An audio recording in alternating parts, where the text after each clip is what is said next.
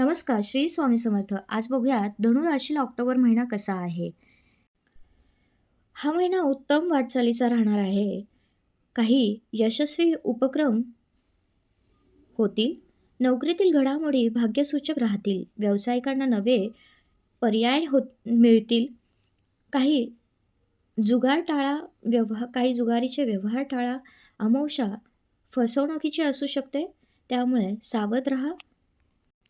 19 ऑक्टोबरला गुरु कर्केत जाणार आहे, पण हा गुरु मिथुनातला चांगला असणार आहे. 19 ऑक्टोबरपर्यंत लाभ चांगले होतील आणि रवी आणि बुध हे लाभस्थानात तूळ राशीमध्ये जाणार आहे. लाभस्थानात कधी पण चांगले फळं देणार आहे. त्यामुळे हा महिना उत्तम जाईल. पण लहान पणौतीमुळे जरा निर्णय चुकण्याची शक्यता असते. त्यामुळे निर्णय घेताना काळजी घ्या. ओम नमो भगवते वासुदेवाय या मंत्राचा जप करावा.